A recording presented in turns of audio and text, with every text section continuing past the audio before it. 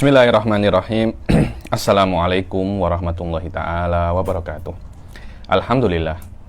Alhamdulillahirabbil alamin wassalatu wassalamu ala sayyidil mursalin wa ala alihi wa sahbihi wa man tabi'ahum bi ihsanin ila yaumiddin. Nawaitu ta'aluma wa ta'lim wa naf'a wal intifa wal ifadah wal istifadah wal hatha ala tamasuki bi kitabillahi ta'ala wa sunnati rasulih wa du'a ilal huda wa dalalata alal khairi wa ibtigha'a mardatihi wa qurbihi wa thawabihi subhanahu wa ta'ala. Allahumma faqqihna fid din wa alimna ta'wil. Rabbi shrah li sadri wa yassir li amri wahlul 'uqdatam min lisani yafqahu qawli waj'alni waziran min ahli. Bismillahirrahmanirrahim.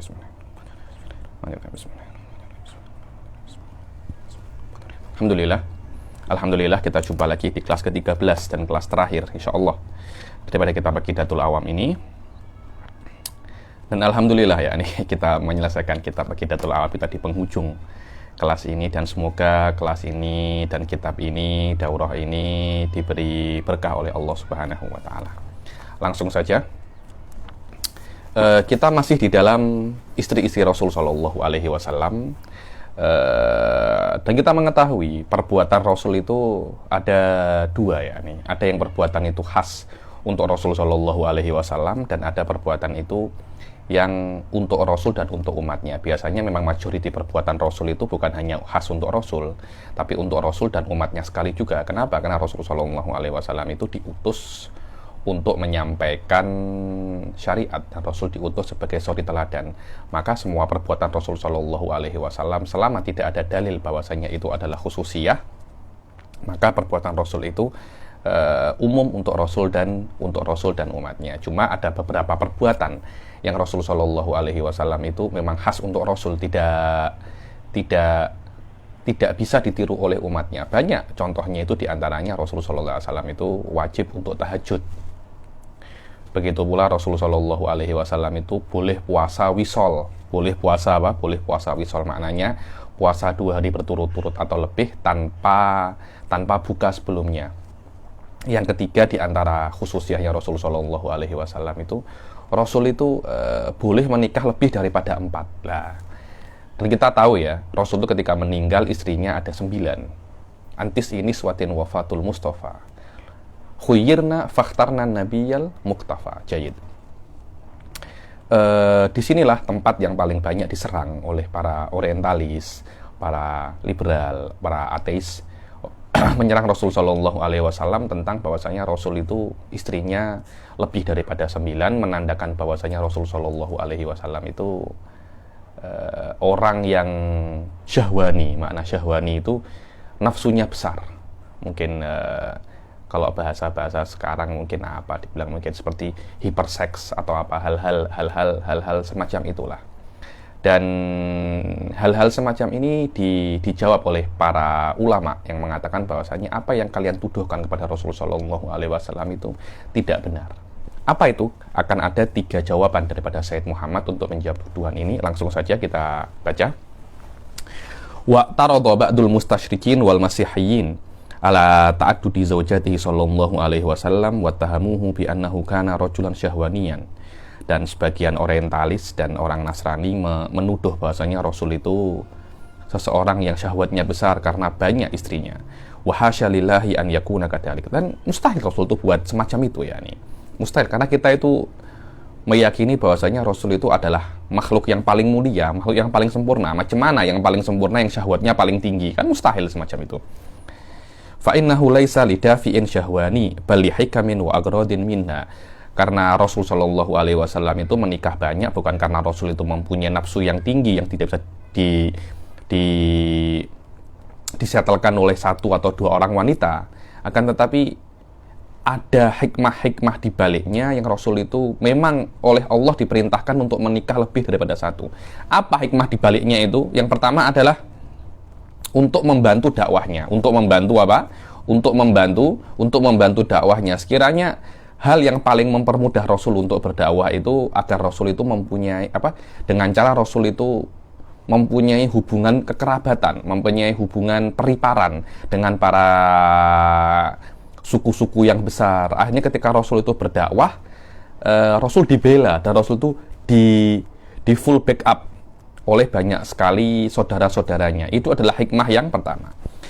An yujada bainahu sallallahu alaihi wasallam wa baina ashabihi wa kibaru qaumihi silatun qawiyah, yakni hubungan antara Rasul dan para sahabatnya bukan hanya hubungan sahabiyah, bukan, akan tetapi hubungan yang lebih kuat, yaitu hubungan qarabah, hubungan kekerabatan, dan ini hubungan yang paling kuat, yakni biwasitatil musaharah hatta yasula alaihi ittisaluhum fi qadaya mukhtalifah, agar Rasul itu mudah untuk berhubungan dengan mereka di banyak sekali case, ya. Tapi kalau hubungannya hanya hubungan sahabiyah saja, tidak sekuat hubungan yang sahabiyah dan kekerabatan. Akhirnya nak cakap beberapa hal mungkin sedikit susah, tapi kalau hubungannya periparan mudah saja. Kenapa? Karena finihayah ini adalah kerabat.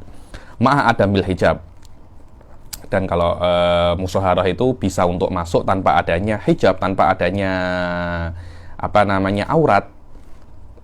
Wa hadza mimma yusaidu lidifai an mabda'i hisami wa nasyi dakwah islami. Dan ini termasuk hal-hal yang membantu Rasul itu untuk berdakwah Islam, karena di full backup dan bisa masuk ke tempat-tempat yang vital di dalam akses-akses yang bisa mempunyai akses-akses yang penting di dalam banyak sekali kabilah-kabilah yang besar di dalam bangsa Arab.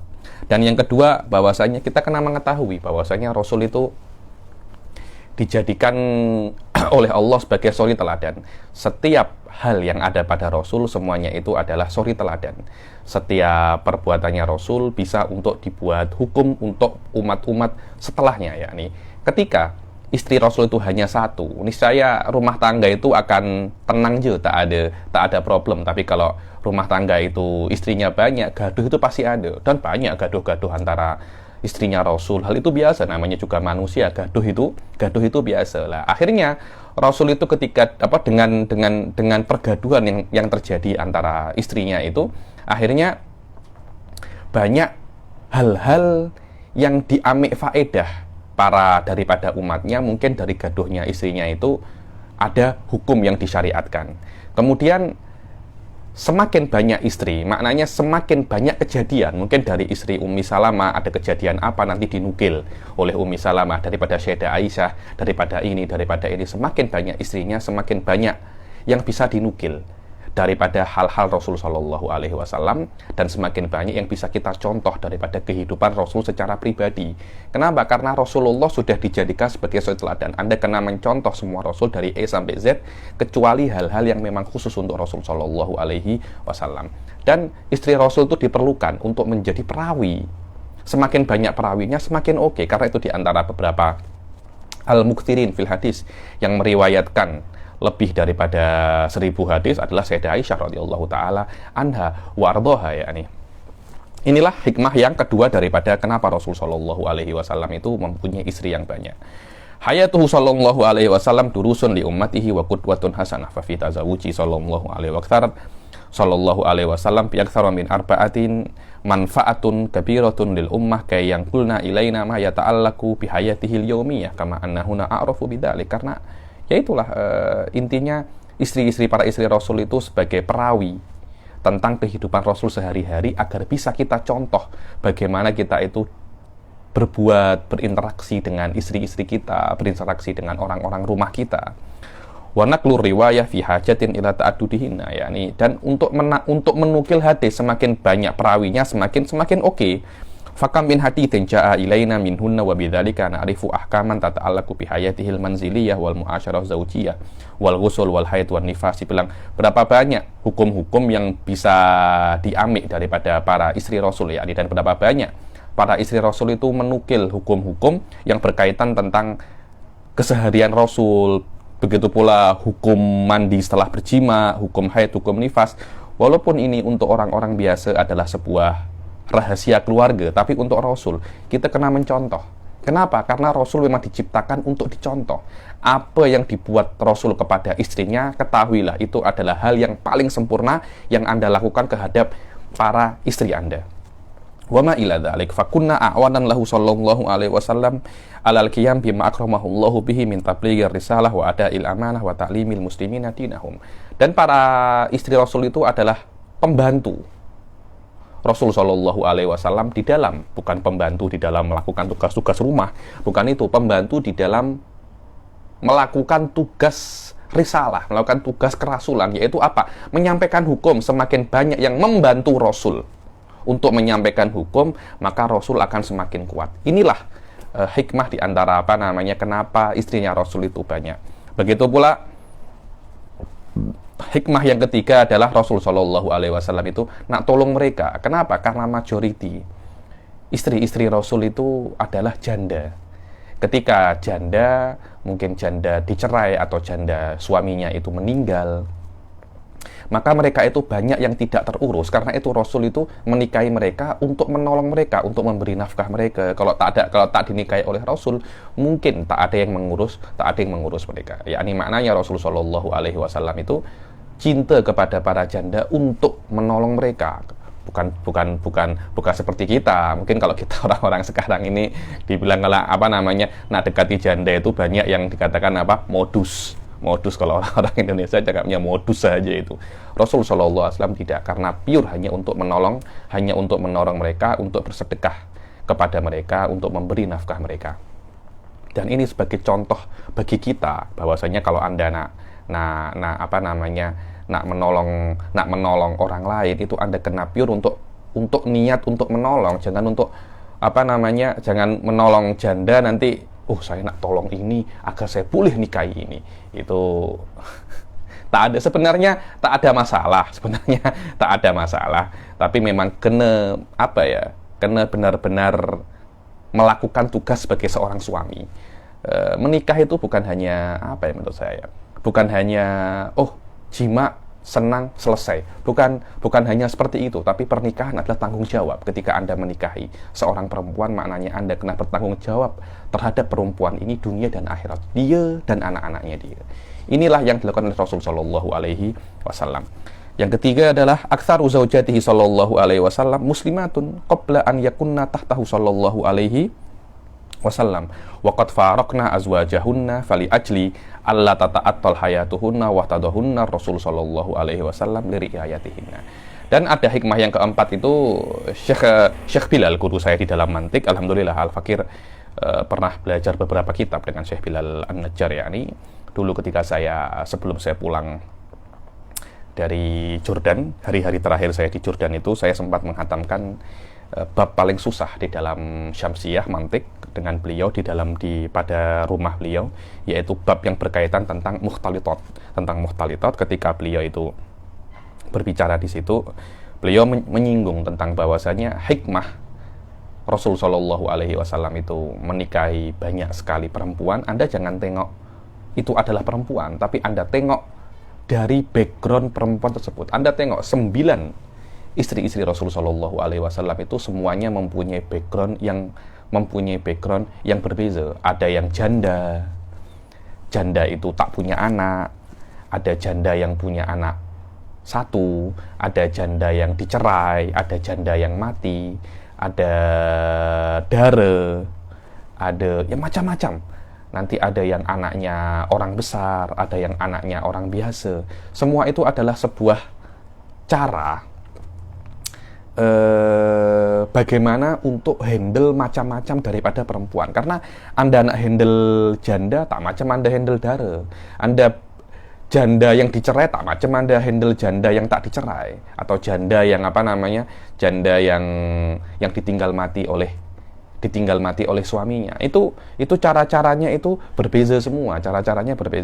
Rasul itu menikahi banyak sekali wanita dengan berbagai macam background, dengan berbagai macam kehidupan, itu agar kita bisa untuk mencontoh Rasul Shallallahu Alaihi Wasallam. Saya nak menikah dengan dara, contohlah kehidupan Rasul dengan Sayyidah Aisyah macam mana. Saya nak menikahi janda anak satu, contohlah kehidupan Rasul dan Ummu Salamah contohnya. Saya nak menikahi janda yang dicerai, Rasul dengan fulanah.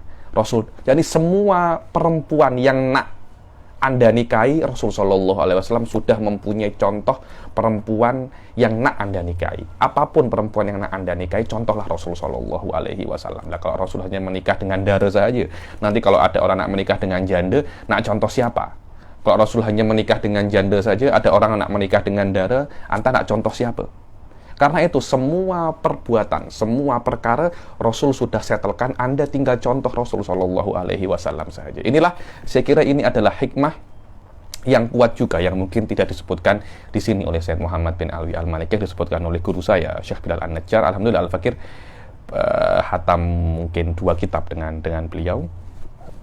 Al-Fakir hatam Syarah Tahdhibul Mantiq dan dan Adabul Bahth wal Munadharah Muhyiddin Abdul Hamid, dan beliau mengatakan hal-hal semacam ini, hikmah-hikmah di dalam banyak sekali khususiyah Rasulullah Shallallahu Alaihi Wasallam yang mungkin dikritik oleh banyak sekali orientalis dan orang-orang yang tidak suka terhadap Islam. Begitu pula oleh Syekh Muhammad bin Alwi Al-Maliki ditambahi, yakni apakah mungkin wahal minal mungkin an yuqala innahu rajulun syahwani wa qad kana fi badi'i amrihi tazawwaja Khadijah radhiyallahu anha allati umruha 40 sanah.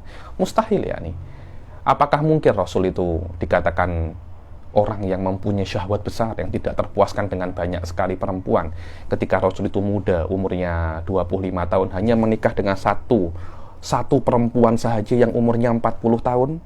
Insaf, tengok, hampir semua istrinya Rasul banyak yang janda, umurnya 40, umurnya 60, umurnya 50. Kalau memang Rasul Shallallahu Alaihi Wasallam itu suka perempuan, orang yang syahwatnya besar, niscaya Rasul tak akan pilih orang perempuan-perempuan yang umurnya 40 tahun, 50 tahun. Rasul akan pilih perempuan-perempuan yang berumur masih dara, umur 18 tahun, 20 tahun. Dan ketika itu para kafir Quraisy menawarkan, ya Muhammad, engkau ini nak apa?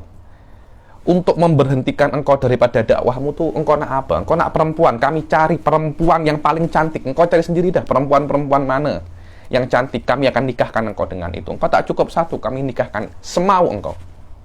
Rasul Shallallahu Alaihi Wasallam tolak. Kalau memang Rasul itu orang yang syahwatnya besar, tergila-gila dengan perempuan, niscaya tawaran kesempatan emas semacam ini tak akan dilewatkan oleh Rasul Shallallahu Alaihi Wasallam. Dari sini kita mengetahui bahwasanya pernikahan yang dilakukan oleh Rasul itu bukan karena Rasul itu bukan, tapi itu adalah semata-mata perintah daripada Allah Subhanahu Wa Taala. Karena di dalam perempuan-perempuan ini ada hikmah yang bisa diambil oleh umat-umat setelahnya di dalam kehidupan mereka sehari-hari. Wa ma'adzalika lam yatazawwaj ghairaha ila an tuwfiyat hatta nahaza umrahu sallallahu alaihi wasallam 50 sanatan kalla. Dan Rasul sallallahu alaihi wasallam itu tidak menikah lagi setelah Sayyidah Khadijah itu meninggal, tidak menikah lagi sampai umurnya Rasul itu dekat 50 tahun. Setelah 50 tahun baru Rasul sallallahu alaihi wasallam itu menikah lagi. Banyak orang mungkin pening dengan bagaimana menjawab orang-orang yang mengatakan Rasul itu menikah dengan budak kecil, yaitu Sayyidah Aisyah radhiyallahu taala anha. Umurnya dinikahi umur 7 tahun, dan ketika Rasul mula satu rumah dengan Sayyidah Aisyah, umurnya Sayyidah Aisyah 9 tahun. Loh, Anda ini jangan kira 9 tahunnya orang Arab macam 9 tahunnya orang-orang Nusantara kita. Tak bisa. Mereka sudah Mereka itu sudah secara fisik mereka sudah siap. Secara fisik mereka sudah siap untuk menikah. Umur 10 tahun, umur 9 tahun.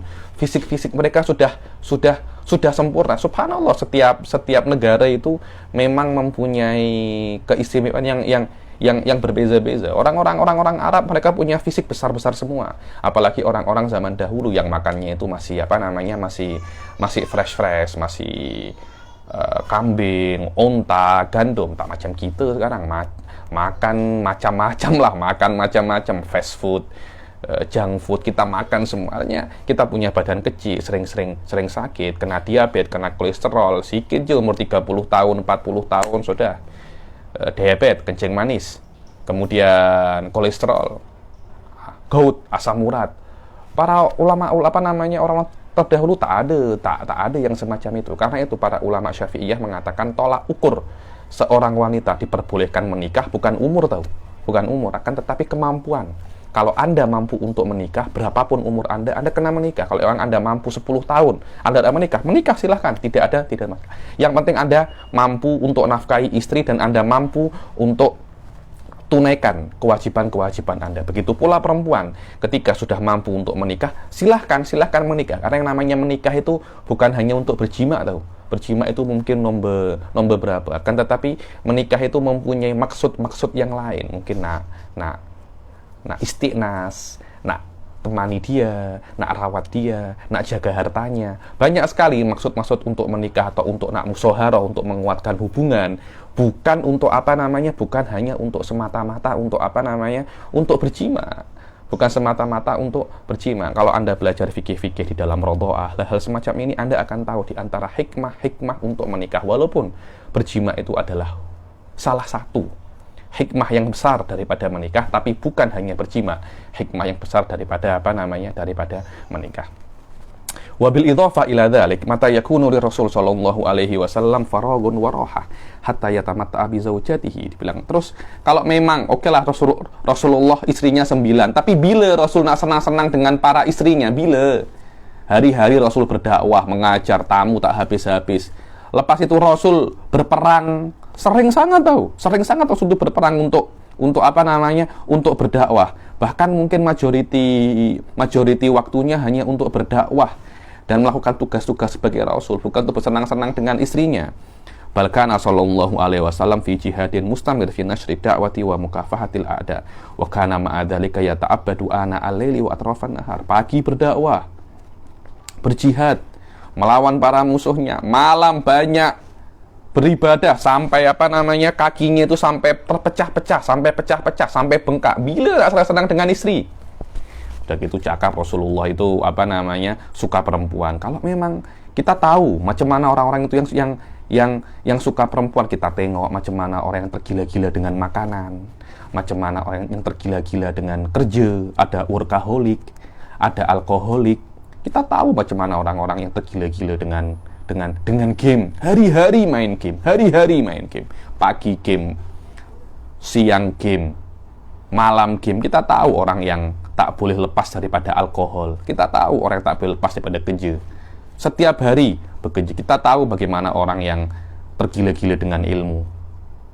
Kita juga tahu bagaimana orang yang tergila-gila dengan perempuan. Rasul Shallallahu Alaihi Wasallam dengan kehidupan seperti itu, mustahil itu orang yang dikatakan tergila-gila dengan perempuan. Kehidupannya tidak macam seperti yang disifati. Yang kita tahu Rasul Shallallahu Alaihi Wasallam itu meluapkan dan menggunakan semua waktunya hanya untuk berdakwah kepada Rasulullah, hanya untuk berdakwah kepada Allah Subhanahu wa taala. Walam tushghilhu kathratu zaujatihi an ibadati rabbih wal qiyam bi wajibati risalah wan nuhud bi aba'i dakwah wal jihad fi sabilillah. Banyak istrinya itu tidak menghalangi tugas-tugas Rasul sebagai nabi. Tetap walaupun istrinya banyak, tetap tugas nabi dilakukan 100%. Hakadha lina'lama annahum yaftaruna alaina al-kadhiba wa laysa dhalika fi hadzal majal fahasab bal lahum syattal majalat allati yudrijuna fiha mabadi'ahumul haqidah tidur Rasul sallallahu alaihi wasallam wa ummatil islamiyah. Begitulah kita mengetahui bagaimana mereka itu berbohong kepada kita, dan bukan hanya di dalam masalah ini saja, tapi di banyak sekali case-case mereka itu macam menyelipkan dan memasukkan asas-asas mereka yang rusak karena kehasutan mereka terhadap umat Islam untuk merusak umat Islam daripada dalam. A'mamuhu sallallahu alaihi wasallam wa ammatuhu, pakcik dan makcik Rasul sallallahu alaihi wasallam. Qala an-Nazim rahimahullah, Hamzatu ammuhu wa Abbasun kadza ammatuhu Safiyatun datuhtida. Dibilang mufradat datuhtida ay sahibatu iktida'in li Rasul sallallahu alaihi sahibatu iktida'in lillah wa li Rasuli sallallahu alaihi wasallam li anna Safiyata radhiyallahu anha muslimatun bila khilaf. Yang disebutkan di sini hanya 3, 2 paman dan 1 makcik. Itu karena 3 orang ini muslimah, muslim dan masuk Islam bila khilaf, terutama Sayyidah Safiyah masuk Islam tanpa khilaf. Asyarah a'mamun Nabi sallallahu alaihi wasallam 12 wahum. Paman-paman Nabi itu ada 12. Ada berapa? Ada 12. Siapa yang pertama adalah Hamzah, ma'ruf Hamzah Sayyidus Syuhada. Hamzah bin Abu Thalib Hamzah bin Abdul Muttalib, maaf. Wa ummuhu Halah bintu Uhaib wa huwa ammu sallallahu alaihi wasallam wa akhuhu fir radha'ah wa arda'athu Thuwaibah. Hamzah adalah namanya Hamzah dan maknya namanya Halah bintu Uhaib wa huwa ammuhu sallallahu alaihi wasallam. Hamzah bin Abdul Muttalib. Dan begitu pula Sayyidina Hamzah itu saudaranya Rasul Shallallahu Alaihi Wasallam, sepersusuan yang disusui oleh Thuwaibah al-Islamiyah. Wa kana asanna minhu Shallallahu Alaihi Wasallam bi arba'i sinin wa qila bi sanatain. Ada yang beliau itu lebih tua daripada Rasul Shallallahu Alaihi Wasallam 4 tahun, dan yang mengatakan 2 tahun. Dan disifati Sayyidina Hamzah itu singanya Allah dan singanya Rasulnya Shallallahu Alaihi Wasallam, ikut perang Badar dan ikut perang Uhud, dan meninggal syahid di dalam perang Uhud di tangan Wahsy. Dan didapati pada saat itu beliau itu terluka sekitar 80 lebih luka yang ada pada tubuhnya, di antara sabetan pedang dan tusukan tombak dan lemparan panah. Wajah fil hadis annahu sayyidu syuhada qala sallallahu alaihi wasallam sayyidu syuhada indallah yaumal qiyamah Hamzah bin Abdul Muttalib, rawahul Hakim an Jabir wa Tabrani an Aliyin, hadisun sahih. Dan ada yang hadis mengatakan bahwasanya Sayyidina Hamzah bin Abdul Muttalib ini sayyidu syuhada, penghulu dan raja daripada para syuhada, yakni daripada para syuhada, yang hadis diriwayatkan oleh Hakim bahwasanya sayyidu syuhada di sisi Allah pada hari kiamat adalah Hamzah bin Abdul Muttalib. Yang pamannya yang nomor 2 adalah Abbas bin Abdul Muttalib, dan emaknya adalah Qailah. Maknanya emaknya Sayyidina Abbas dan Sayyidina Hamzah berbeza. Qailah bintu Hayyan kana asghara a'mamihi. Sayyidina Abbas ini yang paling muda daripada pakcik-pakciknya Rasul sallallahu alaihi wasallam, dan lebih tua daripada Rasul 2 atau 3 tahun. Beliau ikut perang Badar dengan orang-orang musyrik karena terpaksa, padahal beliau sudah muslim sebelum itu, sudah masuk Islam pada saat itu, dan ditawan ketika perang Badar, dan beliau menebus dirinya sendiri, dan beliau ketika perang Badar itu sudah masuk Islam. Dan ketika perang Badar sudah masuk Islam, maknanya beliau itu membantu orang-orang musyrik karena terpaksa saja, dan beliau menyembunyikan keislamannya karena perintah Rasul Shallallahu Alaihi Wasallam. Dan Rasul Shallallahu Alaihi Wasallam menyuruhnya untuk tinggal di Mekah untuk menjadi spy, untuk memata-matai orang-orang kafir dan mengirim kabar-kabar tentang orang kafir kepada Rasul Shallallahu Alaihi Wasallam. Wa ma adhara islamahu illa yaumal fath. Dan Sayyidina Abbas bin Abdul Muttalib tidak menampakkan Islamnya kecuali hari Fathu Mekah. Dan Sayyidina Hamzah itu tinggal di Mekah ala sikoyatihi. Mana sikoyatihi ini adalah pekerjaan yang dilakukan oleh orang-orang Quraisy pada saat itu, yaitu membawa minuman untuk orang-orang yang pergi haji. Ada sikoyah sama sidana, semua itu berkaitan tentang amal-amal yang ada di dalam haji, yang saat itu dilakukan oleh orang-orang Quraisy. Maknanya ketika ada orang datang ke haji, semuanya akan dijamu, diberi makan, diberi minum oleh orang-orang Quraisy. Karena itu mereka itu mulia. Kenapa? Karena Allah menyuruh mereka untuk berkhidmat di dalam Baitullahil Haram, di dalam Ka'bah. Wa kana yanfa'ul mustad'afina bi Mekkah. Dan Sayyidina Hamzah itu Sayyidina Abbas itu banyak sekali membantu orang-orang yang lemah di Mekkah. Dan wabihi yathikun, dan dengan orang-orang yang lemah lah dia itu percaya. Wa Rasulullah sallallahu alaihi wasallam anhu radin wa hadara yauma Hunain. Dan Rasulullah ridha kepada Sayyidina Abbas dan hadir perang Hunain, dan meninggal tahun 32 Hijriah dan umurnya 88 tahun, dan disolatkan oleh Sayyidina Utsman bin Affan radhiyallahu taala anhu. Pamannya yang ketiga adalah Abu Thalib wa ummuhu Fatimah bintu Amr ibn Abid. So, mak-maknya berbeza semua kan.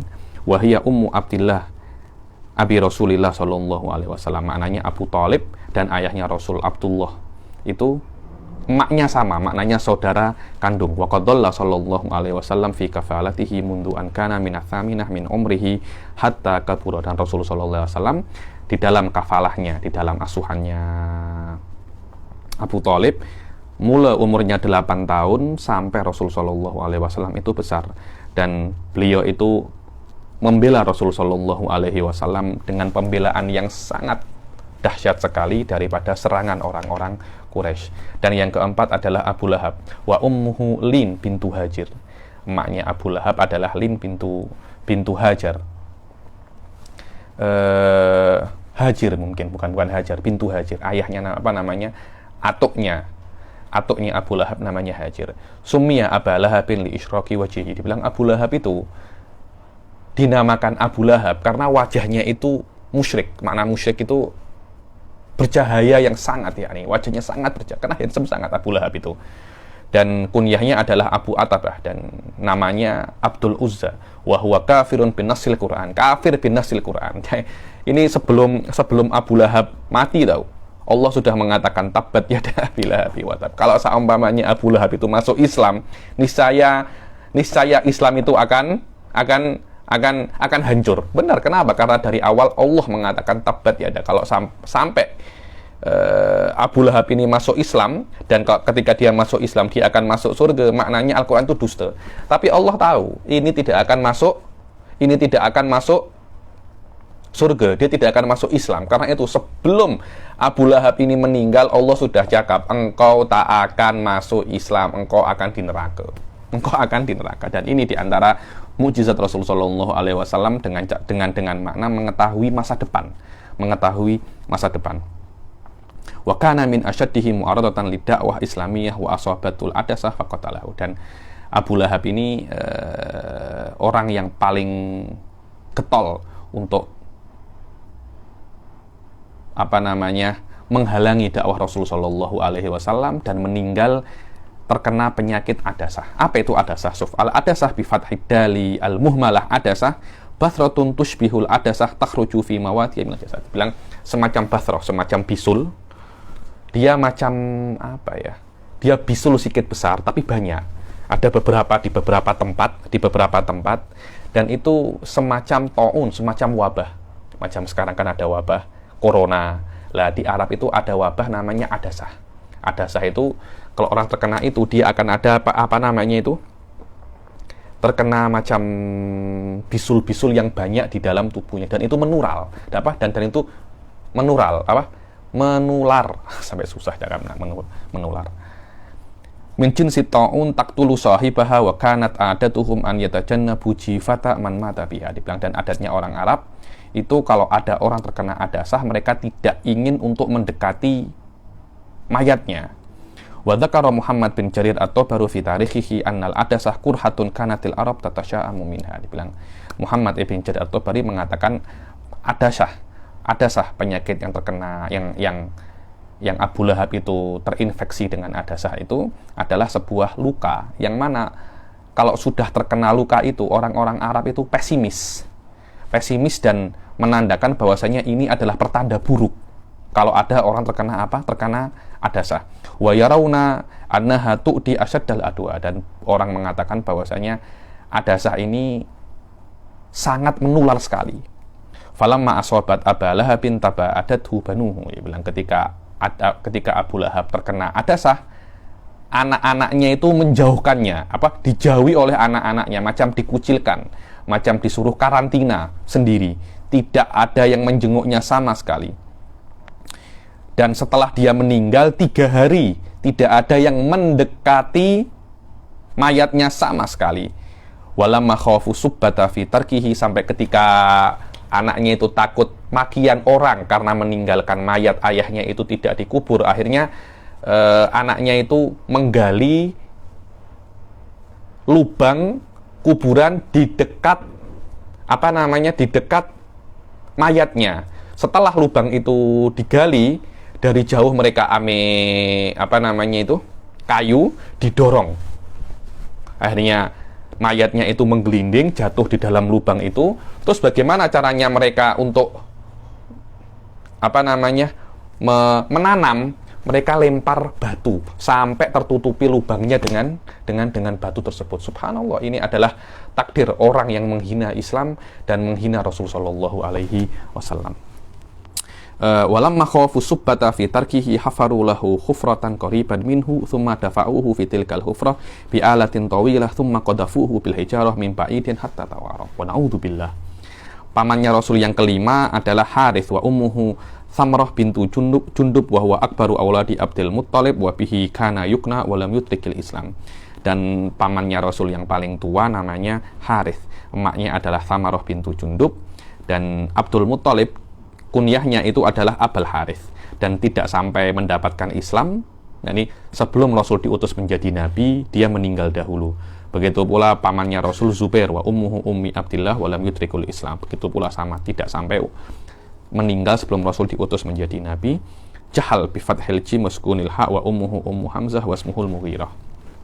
Yang kedelapan adalah Abdul Ka'bah, wa ummuhu ummi Abdillah wa lam yudrikul Islam wa lam yakun lahu nasal. Abdul Ka'bah ini tidak sempat mendapati Rasul setelah diutus dan tidak mempunyai keturunan.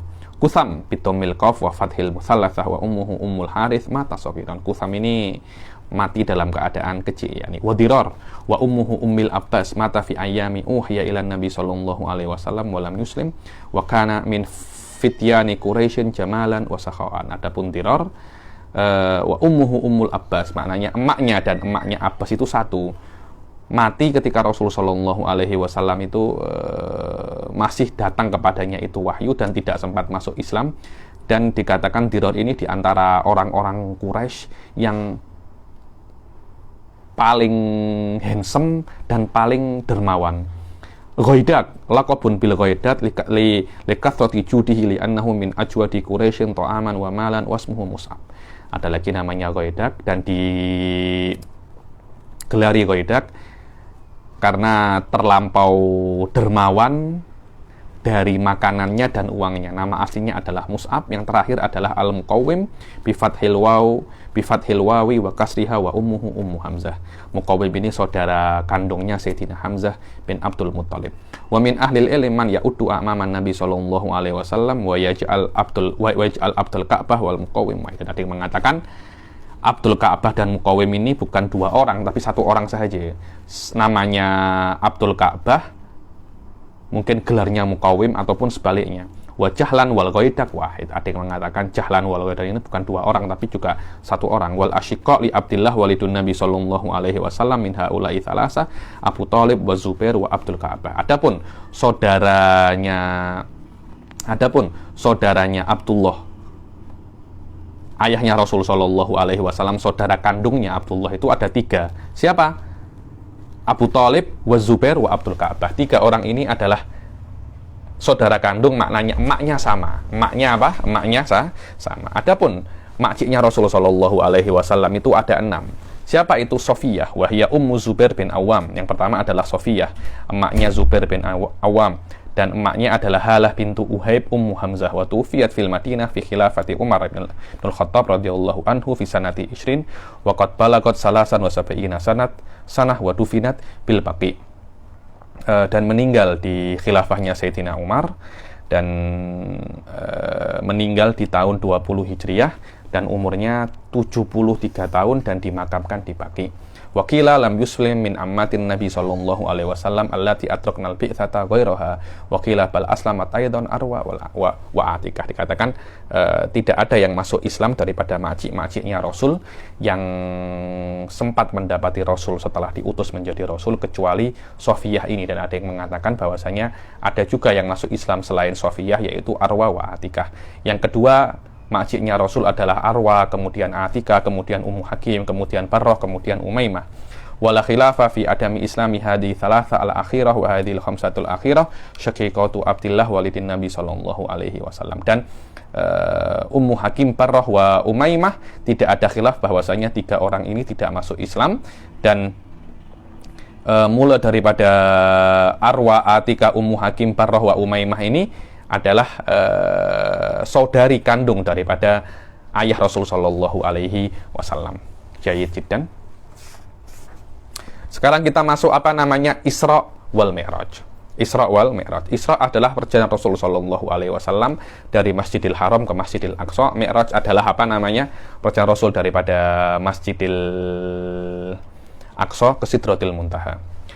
Wa qabla hijratin nabiyil Isra min Makkatin lailan li Qudsin yudra wa ba'da Isra'in urujun lis-sama hatta ra'an nabiyyu rabban kallama min ghairi kaifin wan hisarin waftarat alaihi khamsan ba'da khamsina farad.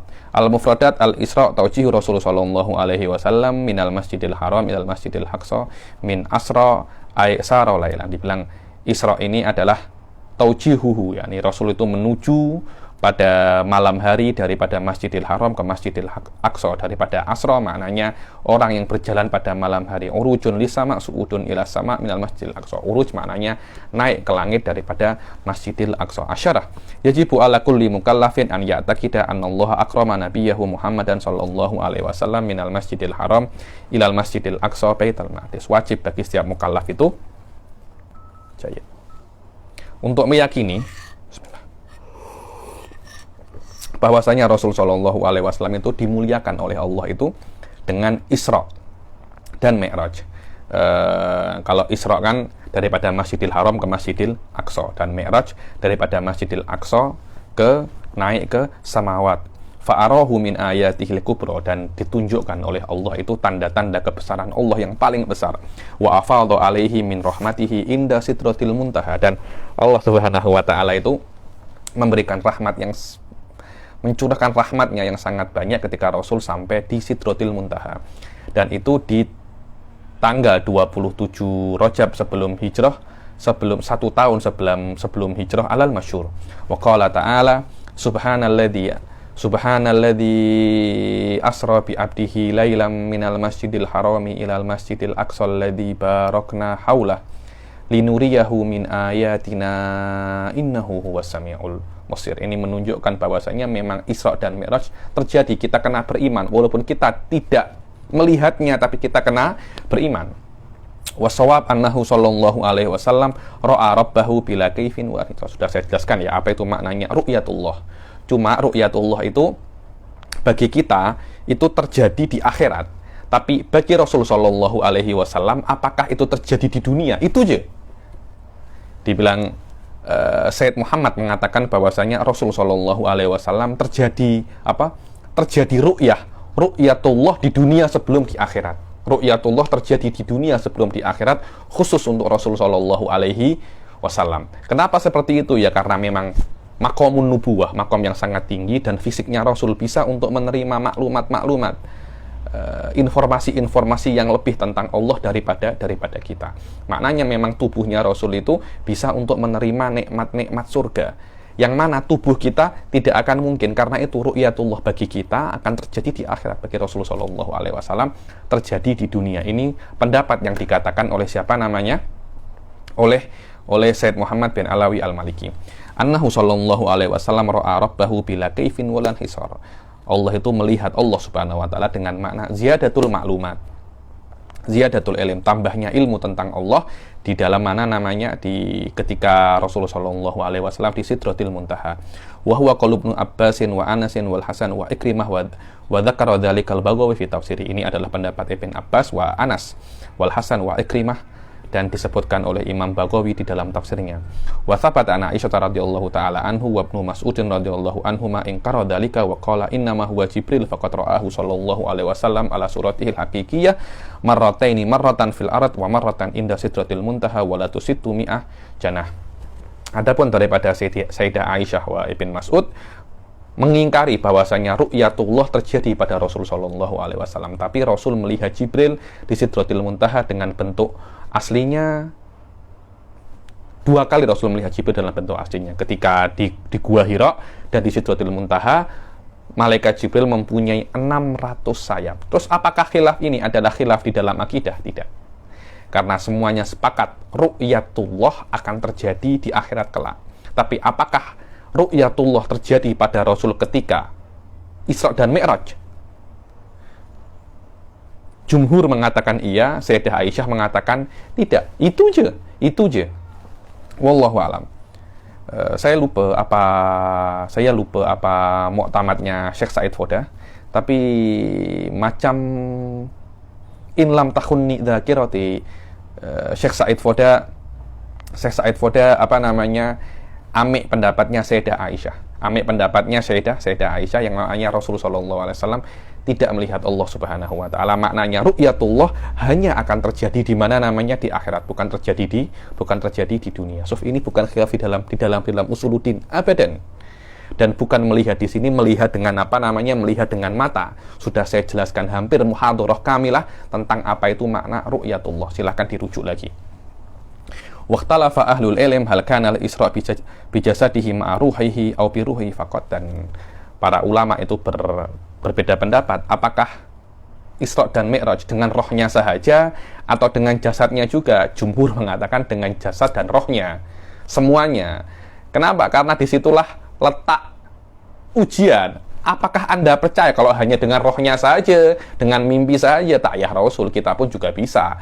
Oh, saya bolak-balik Jepang, Indonesia 10.000 kali dalam mimpi. Ya, biasa mimpi aja itu. Karena itu kan ketika para orang kafir Quraisy dikatakan Rasul dari Mekah ke Palestina, dari Palestina ke Sidratil Muntaha, balik lagi dalam waktu 1 malam. Tertawa semua orang-orang kafir. Apa ini? Engkau sudah mulai gila kah?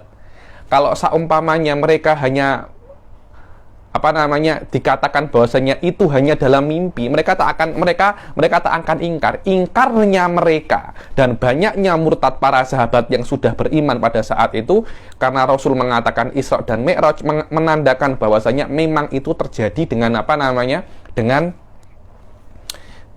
tubuh dan jasadnya, yakni ad-dalil huwa ingkarul kufar. Dan kalau memang hanya di dalam rohnya sahaja, yakni dengan mimpi atau dengan apa, saya tak kira akan ada pengingkaran yang sangat dahsyat daripada orang-orang kafir. Dan itu dijadikan dijadikan mahalul istihza ketika itu. Karena ketika itu Islam masih belum sekuat ketika di Madinah. Karena yang terjadi sebelum hijrah. Fadhaba mu'dhamu salafi wal khalaf ila al-awwal wa dhahaba ila tsani ta'ifatun min ahli al-ilm wa hum Aisyah wa Muawiyah wal Hasan wa Ibnu Ishaq wa hakahu Ibnu Jarir an Hudzaifah bin Ibnu Yaman radhiyallahu taala anhum. Dan majoriti ulama mengatakan bahwasanya Rasul sallallahu alaihi wasallam itu Isra dan Mi'raj dengan jasad dan rohnya. Ada yang mengatakan hanya rohnya saja, dan itu adalah pendapat Sayyidah Aisyah wa Muawiyah wal Hasan wa Ibnu Ishaq. Dan Ibnu Jarir at-Tabari mengatakan itu daripada Hudzaifah Ibnu Yaman, si sahibus sir Rasul sallallahu alaihi wasallam. Wa qala Ibnu Hajar fi syarhihi al-Bukhari, Ibnu Hajar al-Asqalani sahibu Fathil Bari, yani Innal Isra wal Mi'raj waqa'a fi lailatin wahidah fil yaqadhah bi jasadihi wa ruhihi wa ila hadza dhahaba al-jumhur min ulama'il muhadditsin wal fuqaha wal mutakallimin. Bahwasanya Isra dan Mi'raj itu terjadi 1 malam sahaja dalam keadaan Rasul itu sadar dengan jasad dan rohnya. Dan ini adalah pendapat jumhur muhadditsin wal fuqaha wal mutakallimin ahlul akidah, yakni wa tawaradat alaihi dhawahirul akhbar as-sahihah. Dan ini adalah yang di backup oleh banyak sekali dhawahir akhbar yang sahih.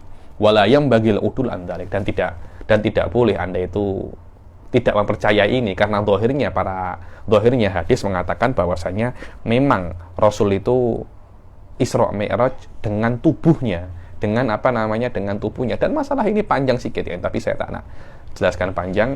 Di dalam level ini kita kena meyakini bahwasanya Rasul Isra dan Mi'raj dengan tubuhnya, bukan hanya dengan rohnya saja, dengan tubuh dan rohnya juga. Kenapa bisa seperti itu?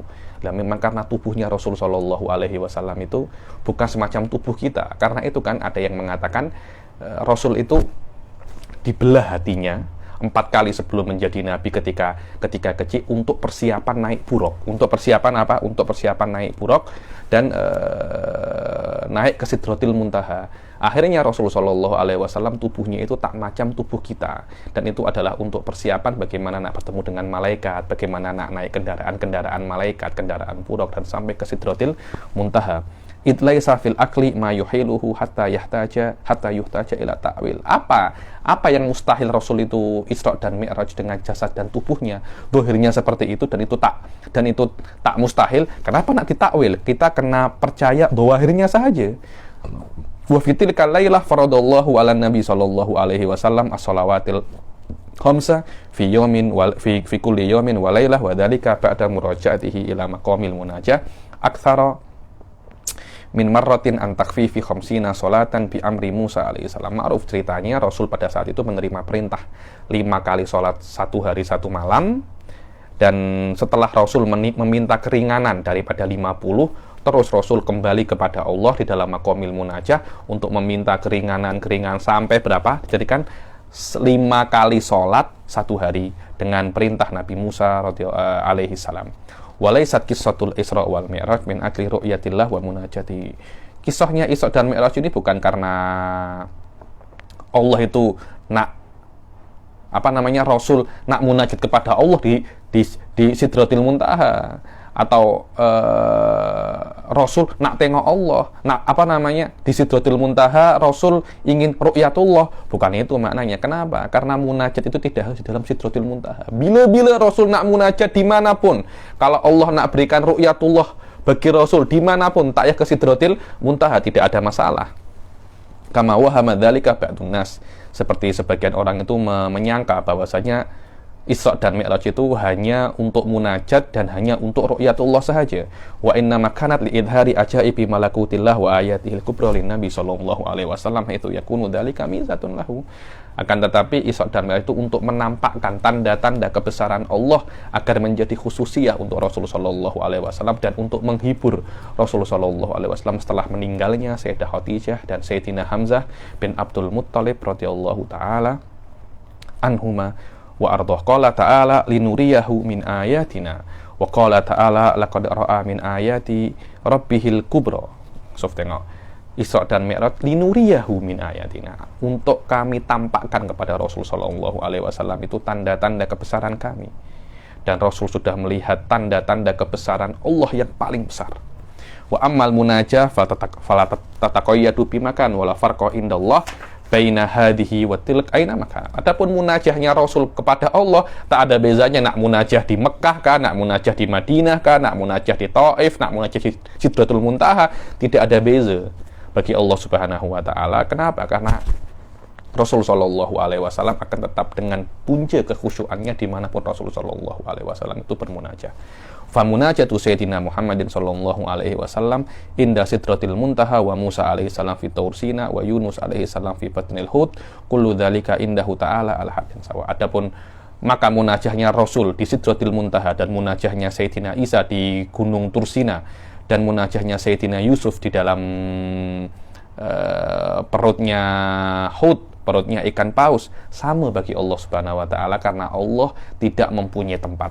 Sebagian Wahabi itu meyakini mungkin kalau di dalam Sidratul Muntaha lebih dekat daripada Allah masafahnya, jaraknya lebih dekat. Ini karena mereka meyakini bahwasanya Allah itu bertempat dan bertempat di atas. Semakin Anda ke atas, semakin Anda dekat dengan Allah. Karena itu kan dekat dengan Allah itu bisa dimaknai menurut mereka dekat di dalam jarak. Semakin tinggi rumah Anda, kalau rumah Anda di apartemen yang paling tinggi di penthouse, maknanya Anda lebih dekat kepada Allah. Ahli sunnah tidak semacam itu.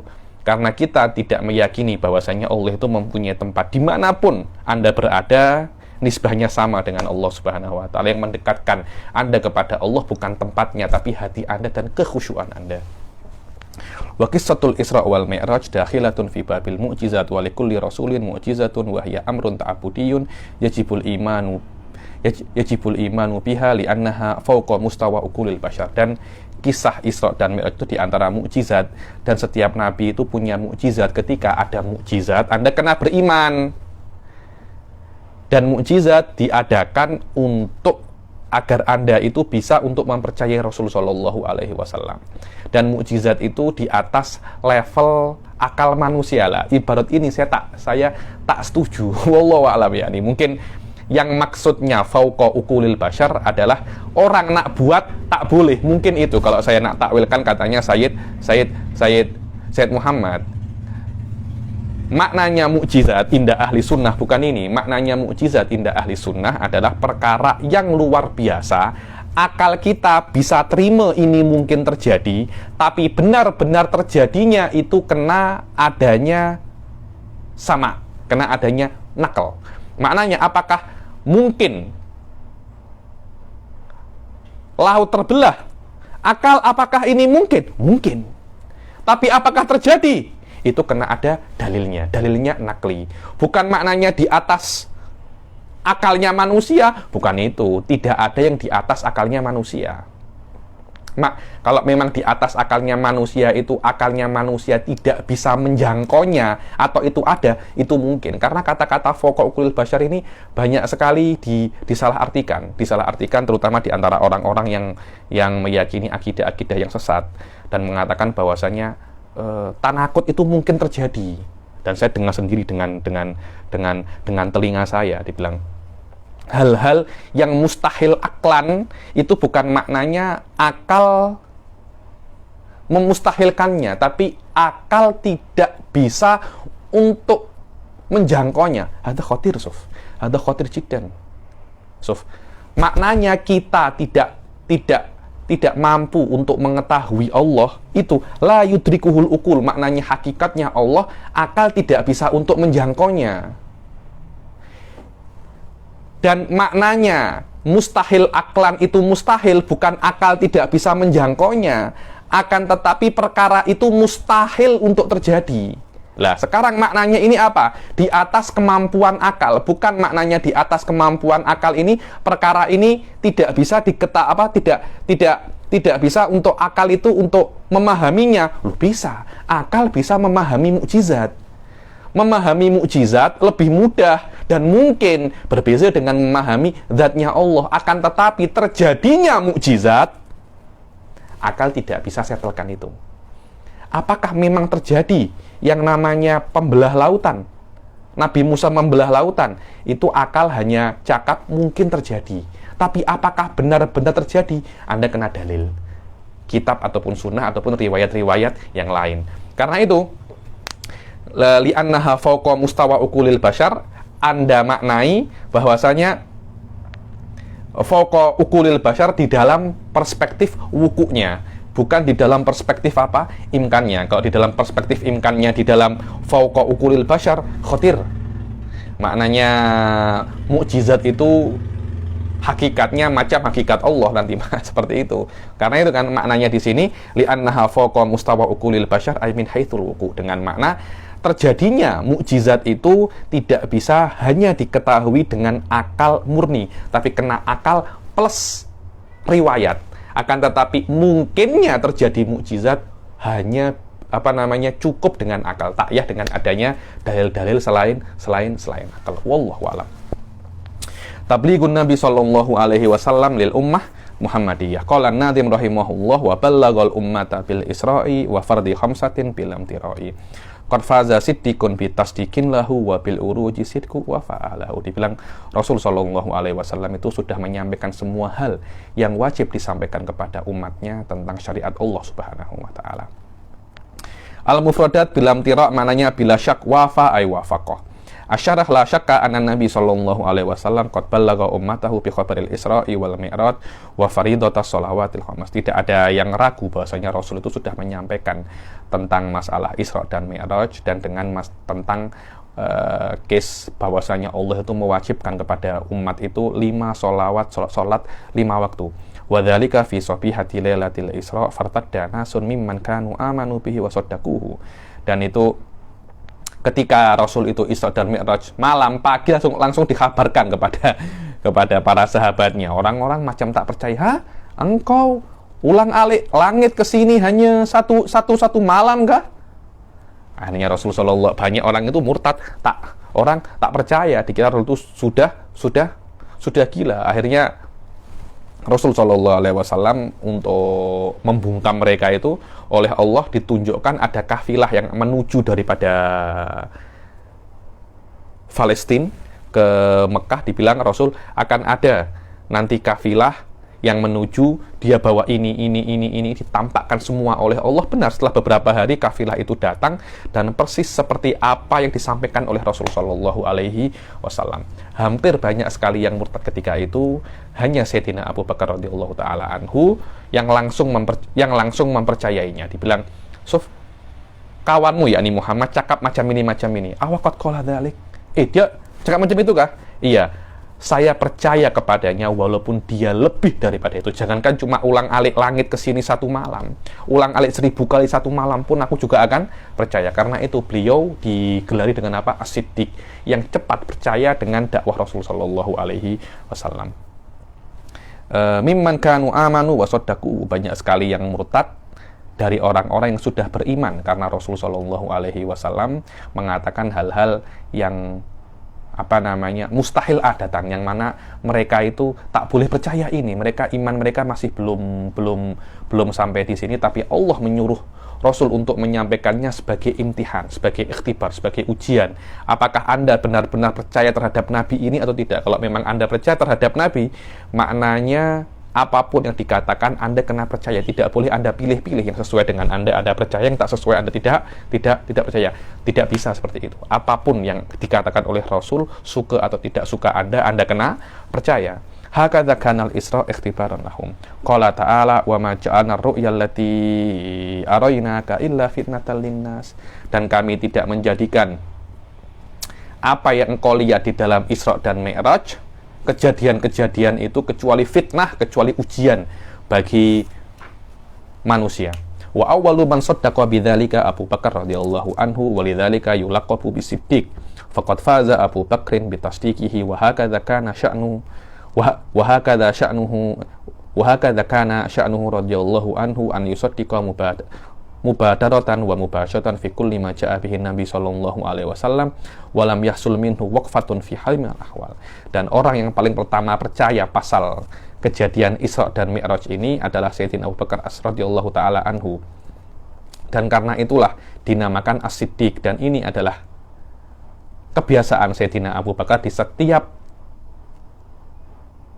case, setiap apapun Rasul itu menghabarkan, tidak pernah Sayyidina Abu Bakar ini ragu sedikit pun, tidak pernah tarodat.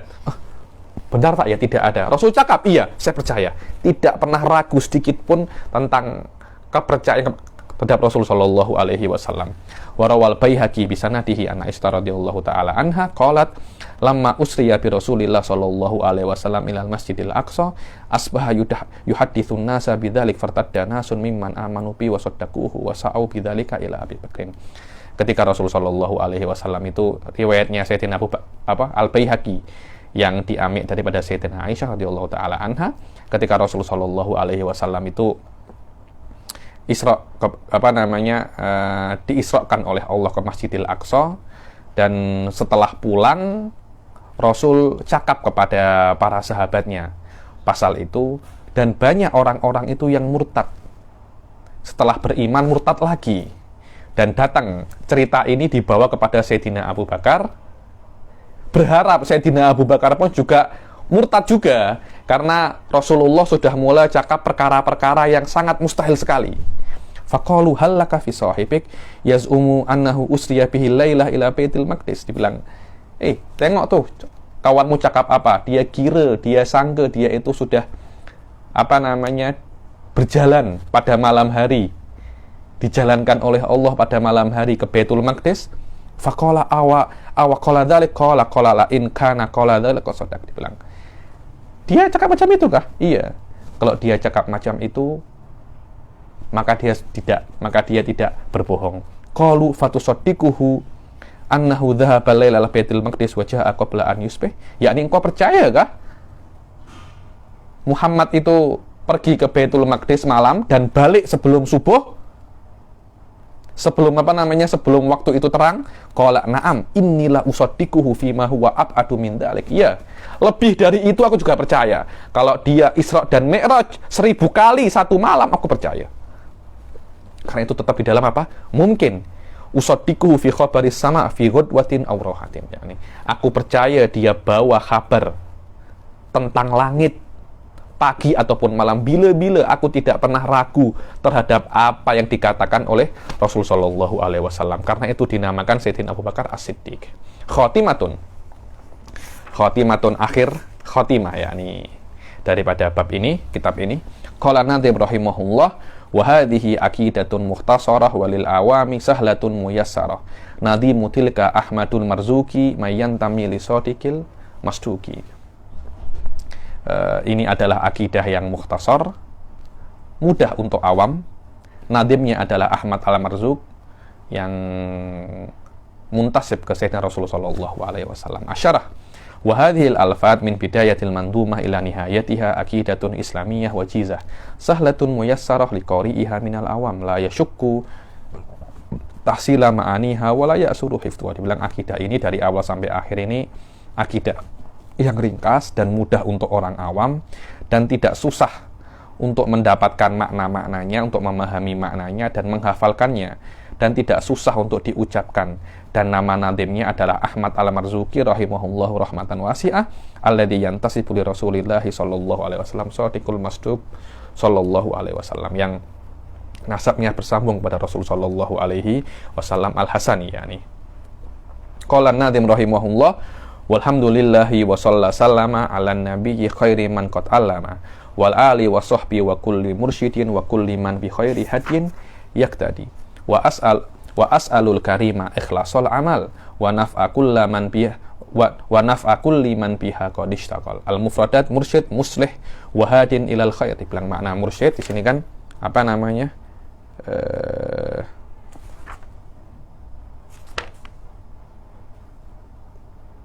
Wa kulli mursyidi apa? Makna kulli mursyidi ay kulli muslihin, setiap orang yang nak berbuat, yang nak memperbaiki, wahadin menunjukkan kepada kebaikan. Hadiyin bi fathil ha wa sukuni dal ay tariq. Makna hadiyin ay tariq, jalan. Asyarah ka'anna nadhima yaqulu fi khitami mandumatihi alhamdulillahilladzi aqdarani ala khitami hadhil mandumah. Wassalatu wassalam ala sayyidina Muhammadin khairi man qad allamal khaira wal hidayah wa ala alihi wa sahbihi wa kulli man da'a ila islahil ummah wa kullu man yaktadi wa yata'assa khaira nahji tariqatin. Dan Nadhim itu berkata di dalam akhir mandumahnya, beliau bersyukur kepada Allah yang membuat beliau mampu untuk menghatamkan mandumah ini, dan sholawat kepada Rasulullah SAW yang sudah mengajarkan kepada kita banyak kebaikan dan hidayah. Begitu pula kepada keluarga dan para sahabatnya, dan setiap orang yang berdakwah kepada ummahnya untuk memperbaiki umatnya, yakni, dan orang yang selalu mengikuti Rasul sallallahu alaihi wasallam. Wallaha as'alu an yaj'ala hadzal amala khalisan liwajhihil karim wa yanfa'a kulla man ishtaghala bi hadhil aqidah an naf'al amim fa innahu ta'ala khairan mas'ulun bil ijabah. Jadi, dan beliau meminta ikhlas di dalam kitabnya ini dan mendoakan orang-orang yang ingin memahami dalam akidah ini dan berusaha memahaminya diberi manfaat di dalam akidah ini. Yani wa inna ma khataman nadhimu mandumatahu asyarifah bilhamdalah wassalatu bilhamdalati wassalati wassalami ala Rasulillah sallallahu alaihi wasallam wa atba'ihi amalan bi hadits ma jalasa qaumun majlisan lam yadhkurullaha ta'ala fi wa lam yusallu ala nabiyyihim illa kana alaihim dirah. Nadhim mengakhiri mandumahnya dengan alhamdulillah dan salawat wassalam ala Rasulillah. Begitu pula dengan para pengikutnya, karena ada hadis mengatakan tidak ada satu kaum pun yang duduk di dalam satu majelis dan di dalam majlis itu tidak disebut Allah Subhanahu wa ta'ala dan tidak sholawat kepada nabinya, kecuali majlis itu ada kekurangan. Maknanya kena diawali dengan alhamdulillah wassalatu wassalam ala Rasulillah, begitu pula diakhiri dengan alhamdulillah wassalatu wassalam ala Rasulillah. Diriwayatkan oleh Ahmad wa Tirmidzi wa tirah mithlu idah waznan ma'nahu an-naqas. Maknanya apa? Kekurangan. Qala an-nadhim abyatuha mayyizun bi addil jumali tarikhuha li hayyin ghurrin jumali. Dibilang jumlah baitnya ini mayyizun dengan adul jumal, dengan apa jumal yang abajadun hawazun itu. Saya tak terlampau pandai itu apa itu abajadun hawazun itu. Al-mufradat al-jummal bidhammil jim wa tasydidul mim al-maftuhah kasukar ay hisabul jummal. Di dalam hisabul jummal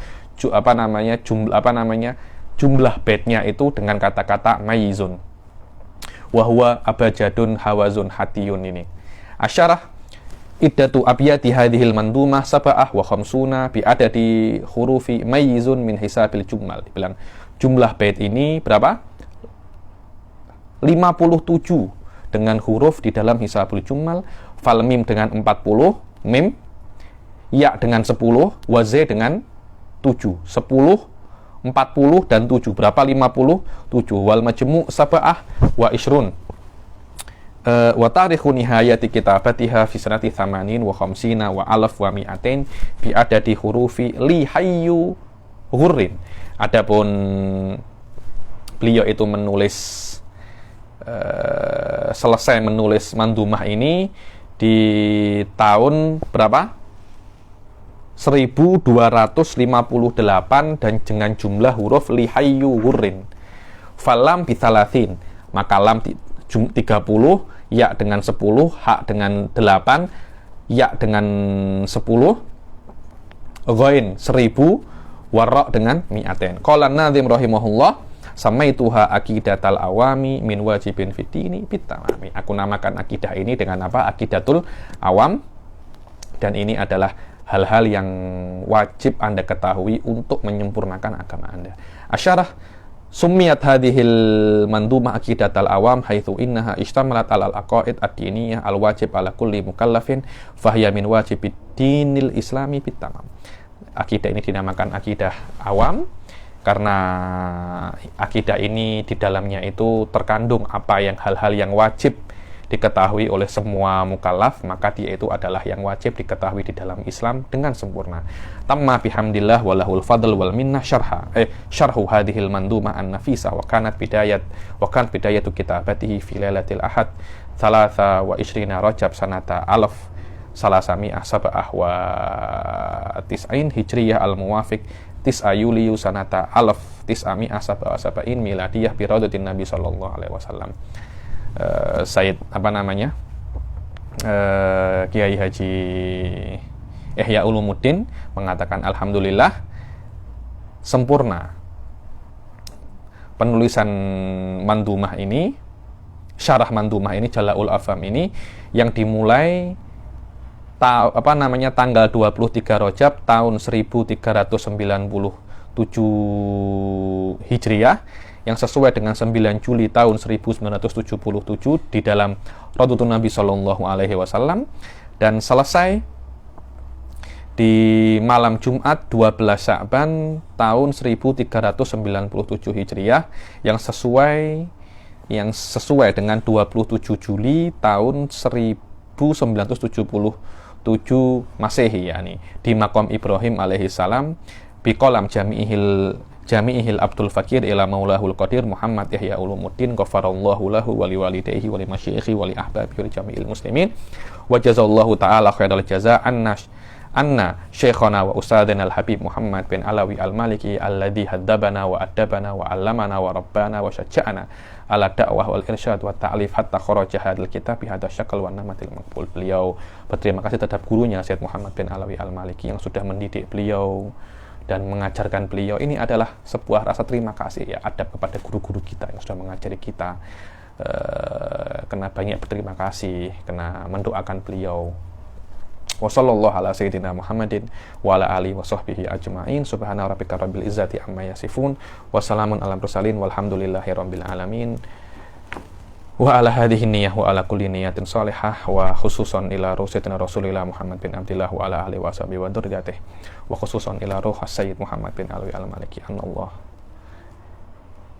yu'li hasanatihi wa yu'li maqamahu fil jannah, yani wa yuwassi qabrahu rawdah min riyadil jinan wa la taj'al qabrahu khufran min khufratin niran. Dan semoga Allah Subhanahu wa taala terus memberikan kami berkah daripada Syed Muhammad bin Alawi al-Maliki ini, dan semoga kami diberi kefahaman di dalam kitab-kitab akidah ini dan ilmu-ilmu ini, dan semoga kita tetap diberi istiqomah dalam menuntut ilmu dan dipertemukan dalam kelas-kelas yang lain. Wa Allah yujannibuna hadzal waba wa yunhi hadzal waba bisur'ah ajilan ghairu ajilin bisirril Fatihah la Muhammad sallallahu alaihi wasallam. Al-Fatihah.